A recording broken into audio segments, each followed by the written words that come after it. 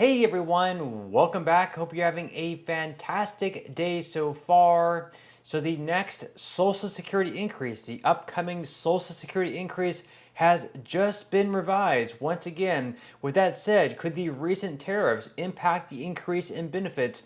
In today's video, we are going to be covering everything that you need to know. But before we go ahead and dive into it for today, if you would like to receive up to $200 in free stock or $200 in free cash, in a pinned comment below, I will be leaving a link to Robinhood. All you have to do is once you click on that link is just sign up for a free account and then simply link your bank account. You do not even have to make an opening deposit. At that point in time, Robinhood will be sending you one free stock worth all the way up to $200. And if you'd really just have the cash, all you have to do is once you receive the free stock is just sell it for what it's worth and then transfer the cash value right back to your bank account. Okay, so the upcoming Social Security increase, the increase that is guaranteed on an annual basis, that is the cost of living adjustment. So anytime inflation does take place using the CPIW, which is short for the Consumer Price Index for urban wage earners and clerical workers, anytime inflation does take place on an annual basis, there is an automatic increase that takes place for all Social Security beneficiaries. So whether you receive SSI benefits, whether you receive SSDI benefits, or whether you are a retiree, you are going to be receiving some type of increase. So this year, across the board, you would have received a 2.5% cost of living adjustment. However, we are going to be looking ahead to 2026 cost of living adjustment and how much the tariffs could impact how much this increase is going to take place. So we're going to be diving right into this article here by the Motley Fool. They say that this estimate of Social Security's 2026 cost of living adjustment was just revised. Here's how tariffs could impact your benefits. So millions of American seniors rely on Social Security to make ends meet. Half of households with someone age 65 or older rely on the government program for the majority of their incomes, according to data reviewed by the Social Security Administration.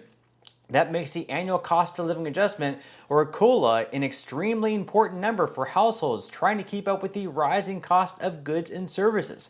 While we're still about 6 months away from determining the exact raise that Social Security beneficiaries will receive in 2026, early data suggests that seniors might be disappointed with next year's increase. Now, disappointing could either be, I guess, a bad thing or it could be a good thing. Obviously, if you do receive a lower cost of living adjustment, let's just say, for example, you only receive a COLA of 1%. Obviously, that would be much slower than what we received in the past few years, but at the same time, that would also mean that inflation was very low. But at the same time, if you receive a very high COLA, let's say like 7 or 8%, like we saw during a couple years during Joe Biden's regime, even though that would be great receiving such a high cost of living adjustment, at the same time, during those years, you would have also seen extremely high inflation. So whether or not the 6 or 7% cost of living adjustment that you received actually kept up with the true inflation, who really knows? More than likely not, according to a lot of data that is out there. But the article here goes on to say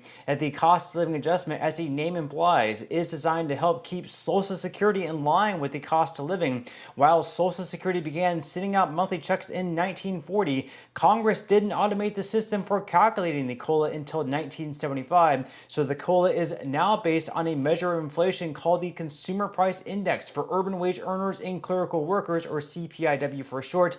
This is a single number released by the Bureau of Labor Statistics each month, aggregating price changes in over 200 spending categories. The number changes based on whether prices went up or down for each category.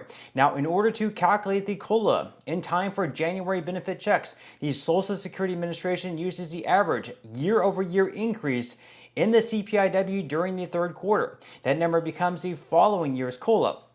If it's negative, seniors won't see any adjustment. So for example, if inflation actually goes down, it's not going to be like you receive a drop in benefits. You can never see a decrease in benefits. So if inflation decreases by, let's say, like 2%, you are not going to see a drop of 2% in your benefits. You're also not going to receive an increase. They're going to stay exactly the same. However, if inflation rises by 2%, obviously in that case, you would be receiving an increase of 2%. Now we use this once again using the third quarter numbers. So the third quarter is July, August, and September. And those those numbers are released 1 month later. So July's inflation numbers are going to be released in August. August's inflation numbers are going to be released in September, and then the inflation numbers for September are going to be released at some point in the middle of October. So in the middle of October, each year is when we know what the cost of living adjustment is going to be, because we're going to compare this year's of 2025, July, August, and September's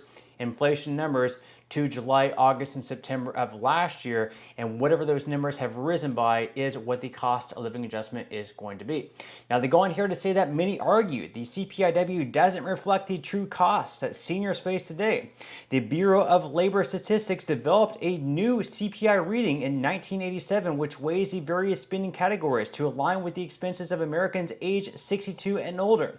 It's called the Consumer Price Index for the Elderly, or CPIE for short, and many feel the COLA should be based on those readings instead. So once again, back in 1987, they developed this new inflation reading called the CPIE, and they find that people age 62 and older, otherwise people who receive Social Security benefits, for the most part, it reflects more of their spending, like healthcare expenses and things like that. But since 1987, even though they came out with this new inflation reading, for whatever reason, they have not switched what they use the cost of living adjustments for over to the CPIE, and instead they opt for the CPIW, which again is what normal working class Americans, otherwise not yet retired, and typically is lower on a year-to-year basis. Now they go on here to say that while the CPIE and CPIW can vary considerably from year to year, over the last 15 years, they produced similar cumulative results. For now, Social Security is still using the CPIW,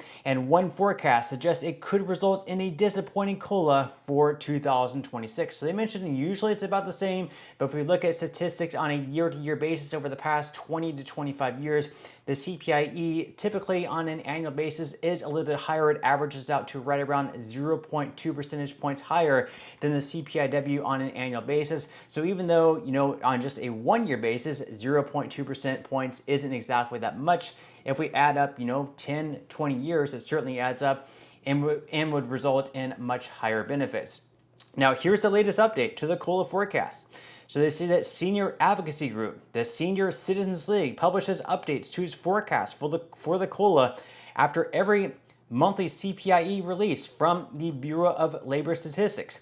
The most recent release came on April 10th, which showed the March CPIW came in at 2.2% higher than the same month last year. That's a marked slowdown from February's 2.7% increase and January's 3% increase.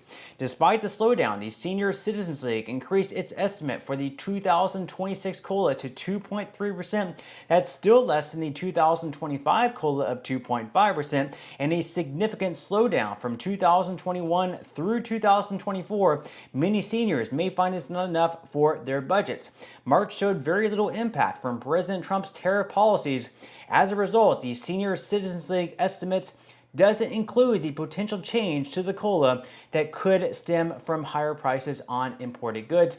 And of course, we do have some estimates from Wall Street economists. They say that the U.S. is at risk of a recession this year, and inflation could return to pandemic levels following the Trump administration's announcement of major tariffs on global trading partners. And we do have estimates out there as high as 4.7%. So if we're looking at 4.7% as opposed to maybe 2.3% or even 2.5%, obviously 4.7% is going to be much higher. But at the same time, as I mentioned before, even though we're receiving a higher cost of living adjustment, you're also paying more for goods and services as well. So you might actually be paying 6% more for goods and services and only receiving a 4.7% cost of living adjustment. So you'd actually much rather receive a lower cost of living adjustment and not see as much inflation in the goods and services that you're actually paying for. Now you can see up on the screen also what you're going to be looking at. So once again, the highlighted numbers are 308.501, 308.640, and 309.046. are the CPIW numbers for July, August, and September of last year. And then you're going to be comparing those same numbers to the numbers of July, August, and September of this year. And whatever that increases by is what the cost of living adjustment is going to be looking like. Now, so far, just comparing the first quarter numbers of this year to the first quarter numbers of last year, the numbers have increased by 2.6%, but obviously things are going to be changing over the second quarter and then over the third quarter as well. And we actually have a really good idea by the Senior Citizens League. The Trump administration made some changes to the clawback. So if Social Security has overpaid you by a certain amount over the months or even years, and they decide to claw back 100% of your future checks until they take everything back, they can actually use perhaps some of the savings, some of the money they claw back, and pay out to Social Security beneficiaries.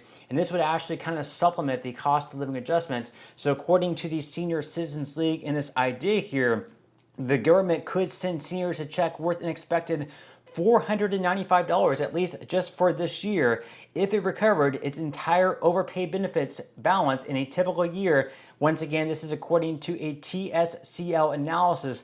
And then moving forward, they could increase benefits by an average of $77 in a typical year if they used all the money, the 100% that they clawed back from the overpayments, and instead of just taking that money for themselves, that they actually sent those back in the form of a dividend. Leave your thoughts and comments below on that idea, and leave your thoughts and comments below on the cost of living adjustment and the tariffs that are taking place. Do you think that's going to increase the cost of living adjustments? Leave your thoughts below, but that's all we have for today's video, and I will see you in the next one.